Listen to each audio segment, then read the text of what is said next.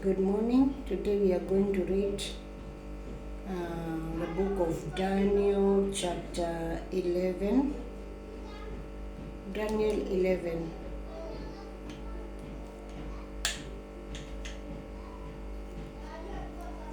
The king of the south and the south and the north.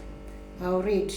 Now then I tell you the truth, there are three more kings will appear in Persia, and then a fourth who will be far richer than all the others. When he has gained power by his wealth, he will stir up everyone against the kingdom of Greece. Then a mighty king will appear who will rule with great power and do as he pleases. After he has appeared, his empire will be broken up and parceled out toward the four winds of heaven. It will not go to his descendant, nor will it have the power he exercised, because his empire will be uprooted and given to others. But verse 5, the king of the south will become strong, but one of his commander will become even more stronger than he, and will rule his own kingdom with great power.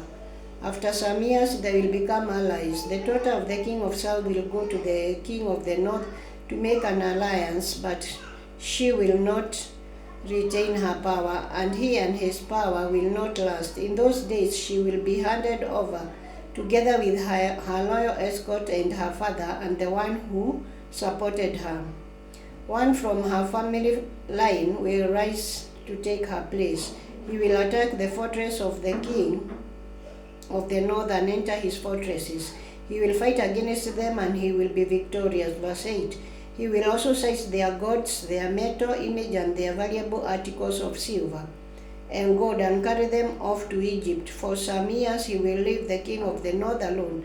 Then the king of the north will invade the realm of the king of the south, but will retreat to his own countries.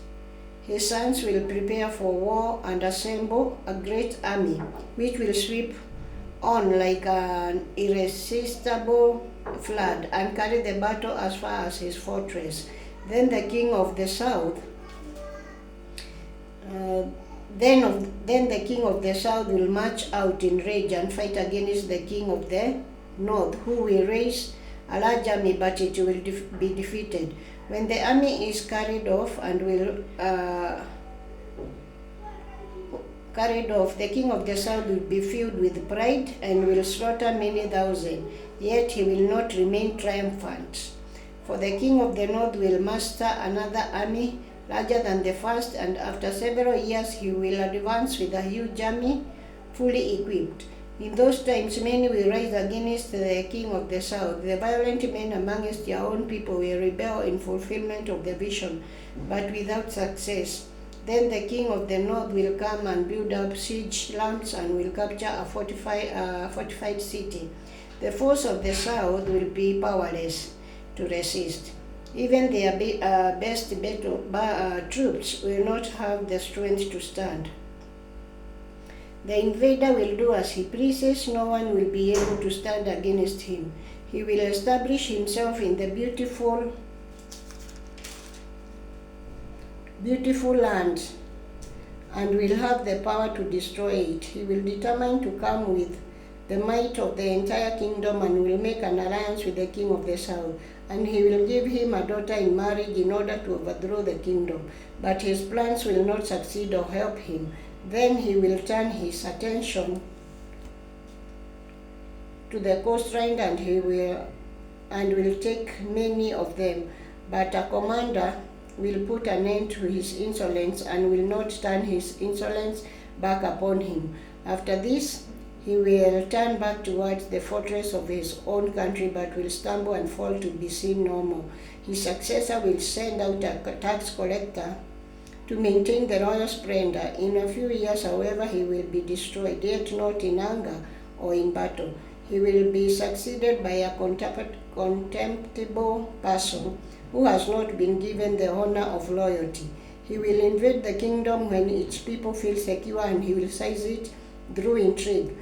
Then an overwhelming army will be swept away before him. Both it and a prince of the covenant will be destroyed. After coming to an agreement with him, he will act decisively and with only a few people he will rise to power. When the richest promise feels secure, he will invade them and will achieve what neither his father nor his forefathers did. He will distribute plunder, loot, and wealth amongst the followers. He will plot the overthrow of fortress, but only for a time. With a large army, he will stir up his strength and courage against the king of the south.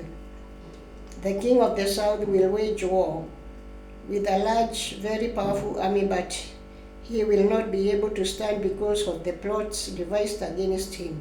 Those who eat from the table from the king's provision will try to destroy him.